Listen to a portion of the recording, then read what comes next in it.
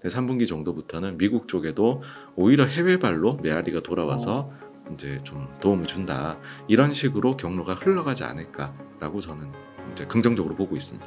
그러면 지금부터라도 조금씩 주식을 매수하는 게 오히려 미래를 위해서 낫다라고 봐야겠네요. 저는 계속 뭐 주식시장 긍정적으로 생각을 합니다.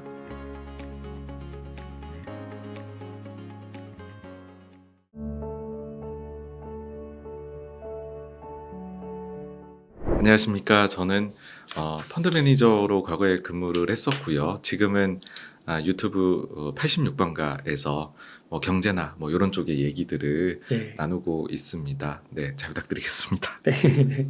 이번에 예. 이 투자의 역사는 반드시 되풀이 된다라는 네. 책을 쓰셨습니다. 이 책도 한번 소개 부탁드리겠습니다. 네, 제가 이제 워낙 역사 이런 부분을 좀 좋아해서 사실 이제 과거에 좀 굵직굵직한 그런 경제 사건이 있었을 때 네.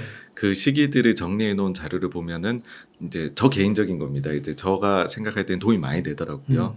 실제로 이제 제가 예전에 주식 처음 시작을 할 때 선배님들한테 여쭤봤을 때도 뭘 공부를 하면 좋으냐, 학생 때도요. 그러면은 역사 공부를 많이 할수록 도움이 돼. 그런 조언을 많이 주셨었거든요. 그래서 이번에도 어쨌든 코로나 되게 큰일이었잖아요. 그래서 요거 관련해서 정리된 책이 있으면 좋겠다 생각을 했는데 그 얘기를 이제 나누다가 마침 여기 이제 그 팀장님께서 그러면 그 내용으로 한번 써보면 어떠시겠냐 하셔가지고서 1년 전에 이제 그래서 쓰게 됐고요.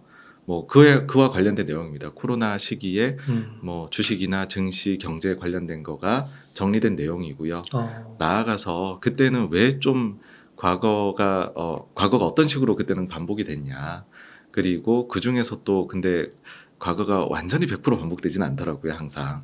어떤 점에서는 좀 변주가 일어났느냐. 그리고 향후에는 그런 점들이 좀 보면은 어떤 식으로 전개가 될 것 같으냐. 그런 거를 좀 종합적으로 담아봤습니다. 네. 그러셨군요. 그러면은 이게 코로나 시기에 뭐 증시 흐름이나 시장의 그런 어떤 특징들이 앞으로도 반복이 된다. 뭐 이런 해석일까요? 네, 일단은 좀 더 반복이 되지 않을까라고 봅니다.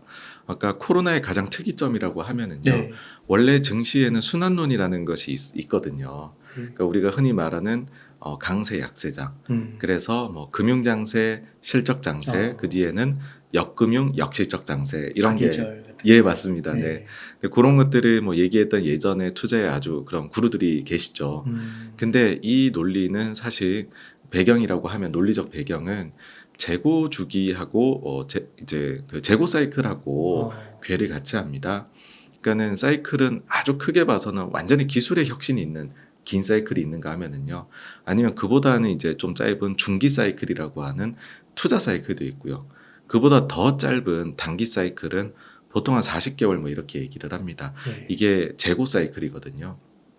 근데 그 재고 사이클이라는 것이 코로나 직전에 몇 년간 잠시 사라졌었어요. 그래서 이런 순환론을 얘기하는 사람이 없어졌었다가 코로나 때 이게 다시 살아나게 된 것이죠. 화려하게 부활을 합니다. 근데 이제 그런 요인이 뭐였느냐라고 하게 되면 결국은 코로나 당시에는 뭐 어떤 일이 발생할지 모르니까 기업들이 재고를 최대한 안 가지려고 했었거든요. 근데 생각보다 돈도 많이 풀리고 코로나를 이겨내고 함께 살아갈지도 사람들이 방법을 찾다 보니 소비나 기업 활동이 너무 좋았던 거죠. 가계 소득도 좋았고요. 그래서 경기가 좋은데 그러니까 기업들이 그동안 안 채워놨던 재고를 급격히 채워가기 시작을 했고요. 그러면서 경기 이 순환 사이클이라는 게 굉장히 강하게 왔었습니다. 그러다 보니 지금은 이제 과잉 재고로 신음을 하고 있는데 그 과잉 재고가 또 많이 내려오고 있거든요. 그러고 나면은 그 뒤에 과잉 재고가 내려오고 나면 시작되는 것이 실적 장세입니다. 그래서 저는 실적 장세까지는 이번에 다시 부활한 그 순환론이 이어지지 않을까라는 생각을 하고요. 물론 그 전개 과정을 계속해서 우리가 유심히 이제 지켜보고서 뭔가 판단을 해야 되긴 하겠지만 그 뒤에 코로나나 이런 것처럼 아주 큰 이벤트가 없다라고 하면 워낙 사회가 효율화가 많이 되어 있잖아요. 그래서 다시금 이게 순환론이 없어지는 세상으로 갈 수도 있지 않을까. 뭐 그런 가능성도 있지 않을까를 좀 이렇게 염두에 뒀습니다. 아, 그렇군요. 그러면은 예를 들어서 그 실적 장세는 어느 정도까지 보시는 거예요? 저는 지금 이제 실적 장세로 음. 아주 무난하게 잘 넘어가는 과정이 있지 음. 않느냐라고 생각을 합니다. 사실 요 말씀드리면은 딱 헷갈리실 부분이, 그리고 제 의견에 동의를 못 하시는 분들도 굉장히 많으실 것 같은 게, 아직까지 기준금리를 올려나가고 있는 상황에서 네. 어떻게 지금 금융장세부터 오고 실적장세가 오지, 이건 그럼 점프해서 뛰어넘고 가는 거냐, 그런 생각들도 많이 하실 것 같아요. 그래서 일단은 참고하실 게, 제 이야기가 다 맞는 게 아니고요. 음. 투자자분들마다 판단하시는 건 다 다를 수가 있습니다.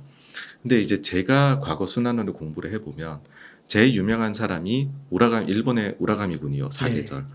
그 다음에는 그 이제 앙드레 코스톨라니, 네. 요렇게 두 사람이 유명한데, 이 둘의 이제 저서를 자세히 보게 되면 단기 기준금리를 올리고 내리고 보다도 금융 완화가 나타나는 거는 중장기 금리에서의 완화 하락이거든요. 네. 그로 인해 가지고서 사실 우리가 뭐 기준금리만 딱 연동돼 가지고서 자금 조달을 하는 건 아니다라는 것이죠. 그러면 그런 쪽에서의 완화가 나타나게 되면은 금융시장 전반적으로 완화가 나타난 것으로 보아야 된다라고 보고 있고, 그 기준으로 본다라고 하면 그 미국 10년물 금리 장기 금리 기준으로 했을 때 작년 10월 달이 4% 중반까지 갔을 때가 가장 높았었습니다. 그러니까 저는 그때까지가 가장 긴축적인 환경이었지 않냐라고 보고요. 근데 지금은 이제 뭐 3% 중반까지 내려왔거든요. 그래서 그 사이에 물론 기준금리에 이 연동이 되는 부분들에서는 추가적인 긴축이 발생을 했지만, 그 나머지 구간에서는 오히려 지금 떨어져서 이제 뭐 실제로 여러 가지 금융 환경 지수 이런 것들도 보면은 완화로 이제 그때보다도 더 완화로 나타났다, 이런 것들이 나오거든요. 네. 그래서 저는 일단 금융 장세를 그래서 지금 겪고 있다라고 보는 거고요. 그러고 나면은 그 뒤에 실적 장세가 될 때에는 어떤 게 전제가 되냐면, 금융 장세 때에는 현실은 매우 고달프고 나쁜데 증시나 자산 시장만 반등을 시작을 해요. 그러고 나서 오히려 증시나 자산 시장이 메아리로 돌아와서 현실 경제도 좋아지기 시작을 하면 실적으로 넘어가거든요. 그럼 그 상황에서 앞서 코로나 때랑 똑같습니다. 재고를 다시 쌓기 시작을 합니다, 네. 기업들이. 그러니까 지금 최근 한 2개 혹은 발빠른 기업은 3개 분기 전부터 재고를 본인들이 많이 이제 증가율을 낮춰나가는, 혹은 재고 증가율이 마이너스가 되어 있는 기업들이 미국의 소매 기업에서 막 나오고 있습니다. 그러다 보니까는 이미 좀 재고 조정이 꽤 되었고, 제가 볼 때는 전체적으로 봤었을 때는 이제 과거 추세 딱 그 선까지는 과잉 재고가 내려와서 해소가 된 걸로 보이거든요. 그럼 여기에서 앞단에는 경기가 조금만 자극을 받아준다라고 하면 다시금 몇몇 기업들 섹터에서는 재고를 다시 쌓아야 된다라는 얘기가 나오면 발주가 나오게 될 거고요. 그러면은 도매업자들, 나아가서는 중간재를 판매하는 그런 데들까지도 실적이 좋아지지 않겠느냐. 그러면은 이게 실적 장세로 들어가는 것이다 라는 거고, 그런 기준으로 봤었을 때에는 이번 지금 1분기 미국의 실적 시즌이 거의 지금 마무리가 됐습니다. 거의 90%가 발표를 했는데 예상보다 좋고, 미래에 대한 예상치, 추정치도 이제는 오히려 지난 1년과는 반대로 올라가고 있거든요. 그래서 미래 12개월 그 주당 순익 예상치가 현재는 올라가고 있는 상황입니다. 보통의 경우에 과거 좀 침체스럽게 안 좋았을 때를 보시면은 이렇게 굉장히 안 좋습니다라고 해가지고서 한 10에서 15% 사이 정도 이 전망치가 조정이 되고, 그 뒤부터는 조금 옆으로 개걸음을 횡보를 하다가 다시 그 다음부터는 조금씩 올라가거든요. 근데 지금 딱 보시면 10% 초반 정도 조정을 받고요. 이익 추정치가. 그 다음에 한 3개월 정도 횡보 구간 거치고 지금 올라가기 시작을 했습니다. 그러고 나면 보통은 실적 장세가 왔었거든요. 네. 그래서 저는 여름에 이게 실적 장세로 체인지가 되지 않을까, 그 길로 뚜벅뚜벅 잘 가고 있다, 그렇게 생각합니다. 그러면은 뭐 연말에 막 경기 침체 하드하게 막 올 수도 있다, 이런 얘기들은 어떻게 생각하세요? 그러니까 그런 우려도 분명히 이해가 되고, 거기에도 굉장한 논리들이 있어요. 뭐 장단기 금리 차이가 역전이 심하면은 그게 온다더라. 그 다음에 또 은행 쪽에 스트레스가 생겨서 이로 인해 가지고서 신용 쪽에서 경색이 생기면 연쇄적으로 문제가 발생을 할 수 있다라는 것도 분명 신경 써야 되는 요소입니다. 뭐 더 나아가자면은 미국의 그 부채 한도 협상이라든지 아니면은 이제 중국하고 대만 쪽에서의 그런 텐션이 올라가고 있는 거 이런 것도 다 걱정할 것이긴 하지만 사실 주식 시장에서 우려가 완전히 없는 경우란 건 없고요. 그렇다라는 것 자체는 그건 주식 다 팔아야 됩니다. 모든 게 다 반영이 긍정적인 게 된 거니까는요. 그리고 지금의 상황은 이미 시장이 한번 30% 혹은 그 이상으로 타격을 입었고 그 이후에 다들 조심조심 행동을 하고 있다라고 봐요. 그래서 그런 상황인데 이제 조금씩의 회복이 나타나는 거죠. 제가 바라보고 있는 회복의 순서라는 거는 맨 처음은 중국일 거다라고 생각을 해요. 그러니까 중국이 되게 잘해서라기보단 작년에 제로 코로나 때문에 너무 타격을 많이 입었었거든요. 근데 그게 일단 회복이 먼저 되고 그러고 나면 유럽이 중국 쪽에 수출하는 비중이 크거든요. 그럼 유럽 쪽에서의 회복, 나아가 가지고서는 유럽이 가스 가격이 너무 올라서 힘들었던 게 있는데 지금은 전쟁 전으로 가스 가격이 내려왔습니다. 그럼 유럽이 좋아지고 나면 미국 기업들의 매출의 40%가 이제는 해외에서 나옵니다. 근데 그 주요 지역이 중국하고 유럽이거든요. 그럼 그런 쪽에서 좀 받쳐지면서 이제는 그게 메아리로 돌아서 미국 쪽에 또 경기를 지금의 좀 계속 지금부터 안 좋은 얘기 나오고는 있지만은 한 2분기까지는 그럴 것 같아요. 미국 쪽이요. 근데 3분기 정도부터는 미국 쪽에도 오히려 해외발로 메아리가 돌아와서 어, 이제 좀 도움을 준다. 이런 식으로 경로가 흘러가지 않을까라고 저는 이제 긍정적으로 보고 있습니다. 그럼 심각한 경기 침체는 없는 거네요. 전 지금으로 봐서는 어, 그 가능성은 낮다라고 생각을 합니다. 그러면 최근에 그 워런 버핏 주주총회 그 요약 막 이렇게 올려주신 분들 보니까 워런 버핏은 은행주도 다 팔고요. 거의 다 팔고요. 많이 팔고 주식 비중도 좀 낮추고 현금 보유하고 있다고 막 그러더라고요. 그런 건 좀 어떻게 생각하세요? 그러니까 이것도 지금 버핏에 대해서 말하기가 대단히 조심스러운데요.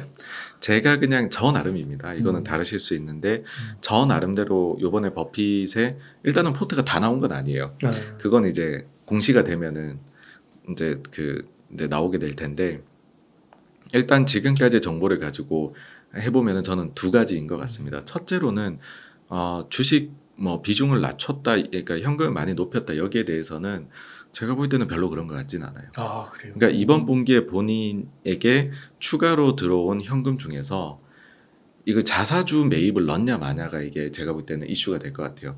자사주 매입을 그러니까 워렌 버핏의 회사인 버크셔에 대해서 지금 자사주 매입을 굉장히 공격적으로 하고 있거든요.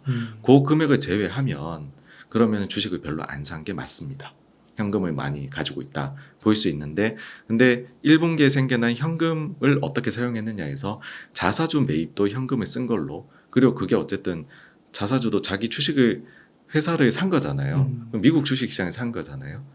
그렇게 기준으로 보게 되면은 사실은 많은 금액을 현금을 오히려 주식을 사는데 썼다라고 볼 수 있습니다. 그래서 네. 저는 후자 쪽으로 보고 있고요. 그렇게 생각을 하면은 뭐 그렇게까지 부정적으로 보는 것 같지는 않다이고요. 그 다음에 두 번째로는 그 미국의 아주 놀라운 시기가 지나가고 있다. 요 발언을 했잖아요. 그러니까 버핏을 보게 되면 저도 항상 버핏의 이 총회 때에 저 나름의 관전 포인트는 항상 그게 있기 전에 여기에 대해 무슨 말이 나오지 않을까 하는 관전 포인트는 뭐냐 하면 또 미국을 강조할 거거든요. 그러니까 버핏의 특징이요. 닷컴 버블이 터진 이후부터는 미국 이외 지역에 대한 투자를 되게 강조를 했었어요. 근데 금융위기 이후부터는 미국에 대한 투자만을 오로지 강조를 했었거든요. 그게 계속 이어져 왔었습니다. 그래서 뭐 어떤 때에는 뭐 이제 우리 이 버크셔라는 회사가 미국에 얼마나 투자를 많이 하고 있는 줄 아느냐라는 것까지도 막 이제 세세하게 숫자까지 써가지고서 연례 총회 할 때 강조를 했었거든요. 근데 이번에 놀라운 거는 미국에 대해 가지고 그걸 좀 접었다라는 거예요. 진짜요? 네, 그러니까는 미국에 놀라운 기간이 이제 지나가고 있다라는 거거든요. 그럼 두 가지가 여기에서 하나는 전체적인 주식시장에 대해서 그럼 놀라움을 꺾는 거냐, 아니면은 미국에 대해서만 꺾는 거냐. 그러니까 지금까지는 상대적으로 금융위기 이후로는 미국에 대한 투자가 굉장히 강조가 됐는데 저는 오히려 좀 기대를 해봄직할 수도 있지 않을까. 이게 너무 행복회로라고 보실 수도 있는데 이게 무슨 얘기냐 하면은 최근에 보면 일본에 가가지고서 일본에 대한 투자를 좀 더 늘리겠다 이런 얘기를 하셨단 말이죠. 그러니까 이거 자체가 되게 좋게 보자면 닷컴 버블 이후 때처럼 오히려 미국 이외 지역에 대한 투자를 이제는 미국보다는 혹시나 강화를 하려는 것은 아닐까. 그런 생각을 하게 되는 또 다른 이유는 뭐냐 하면 이제 한두 달 전에 논란이 됐던 게 이슈가 됐던 게 워런 버핏이 TSMC를 대량 매수를 했다가 한 개 분기 만에 거의 다 팔았다더라. 뭐 이런 게 나왔지 않습니까? 그러면서 그걸 보고서 이게 진짜 지정학적 위협이 심각한가 보다라고도 보시지만은 저는 일단 그걸 왜 매수했을까라고 하면 그거는 사실 미국 기업이 아닌 거잖아요. 그러니까 최근에 버핏은 이제 미국 이외 기업에 대해서 관심을 많이 가지고 있는 것이 아닌가. 그러니까는 그런 점이 있다라고 하면은 정말로 운이 좋다라고 하면 우리한테까지도 좀 기회가 그냥 바람입니다. 왔으면 좋겠다. 그런 생각을 하고요. 그러니까 저는 주식 시장 자체에 대해서 부정적인 의견이다라기보다는 그동안에는 진짜 거의 한 15년 정도 미국 시장을 편애를 정말 많이 했는데 네. 이제는 글로벌로 좀 나오는 오히려 그런 멘트였었지 않느냐라고 저는 지금 받아들이고 있습니다. 네. 그렇군요. 그러면은 그 막 한 번 더 막 하락이 있어서 막 시스템 위기가 막 벌어지고 폭락이 있어가지고 전 저점을 깨고 막 이런 가능성은 물론 미래일은 알 수 없지만 굉장히 낮다라고 보시는 거라고. 네, 그러니까 지금까지 나온 이슈가 아니라 다른 이슈가 나와야지 음. 저는 그게 발현될 수 있지 않을까. 이고 지금까지 이슈는 사실은 이게 어느 정도는 그러니까 그 소위 그런 얘기죠. 관리 가능한 위험의 수준이다. 라는 거에 아직까지 지금까지 이슈들은 다 좀 머물러 있는 그런 거라고 생각을 합니다. 네. 그럼 만약 워런 버핏이요 한국에 투자를 한다고 가정을 해본다면 뭘 사실 것 같으세요? 이제 반도체를 한번 샀으니까 우리 반도체도 잘하는데 좀 관심을 가져줬으면 하는 거고요. 그게 아니다라고 하면은 뭐 버핏이 관심을 가지는 거는 좀 업계 내에서 차별화된 경쟁력 가지고 있으면서 그 다음에는 밸류에이션이 좀 저렴한 그런 기업을 선호를 하다 보니까 그러면은 우리 이제 사실은 밸류에이션이 좀 저렴하다는 것 자체가 보통은 경기 민감주이고요. 그러니까 경기 민감하니까는 높은 밸류를 못 받는 거죠. 그 다음에는 이런 부분들이 그러면은 우리나라의 기업들이 이런 회사들이 사실 많기는 하거든요. 경기 민감하게 예민하게 움직이는 기업들이요. 그래서 뭐 그런 쪽으로 그러니까 시총 상위주들의 상당수가 여기에 속하지 않나 저는 그렇게 생각을 합니다. 네. 2차 전지도 들어갈까요? 2차 전지는 좀 다른 스토리죠. 2차 전지는 오히려 이제 성장을 계속해서 잘해 나가는 그런 부분이 있어야 되는 영역이지 않나인데 만약에 뭐 이건 다 가정이죠. 하게 된다라고 하면 버핏의 그 제자들은 뭐 콤스나 이런 제자들의 포트 자체는 좀 성장주를 그래도 아마존도 매매를 한 적이 있고 하니까 네. 이제 현실적으로 기대를 가져보려면 버핏이 아니라 제자들에게 공을 드려야 되지 않을까 네라고 생각을 합니다. 그러면은 지금부터라도 조금씩 주식을 매수하는 게 오히려 미래를 위해선 낫다라고 봐야겠네요. 저는 계속 뭐 주식시장 긍정적으로 생각을 합니다. 네. 그러시군요. 그러면 아까 앞서서 그 이후에는 순환론이 다시 깨질 거다. 왜냐면 너무 뭐 공급사슬이라고 해야 될까요? 그런 게 효율화가 돼 있어서 그렇게 말씀을 하셨잖아요. 네네. 근데 또 어떤 분들은 지정하게 얘기하시는 분들은 그 미중 패권 전쟁 때문에 SCM 다 깨졌다. 네네. 새로운 질서가 필요하다 이렇게 얘기하셔서 효율성이 저해됐다라고 얘기하시는데 어떻게 생각하세요? 그러니까 저는 이게 놀라움을 주는 요소가 줄어드는 거에서 이제 효율성이거든요. 그러니까 뭐냐 하면 아주 대규모의 플랫폼 기업들이 나오면서 그들이 가지고 있는 정보력이라는 게 어마어마하잖아요.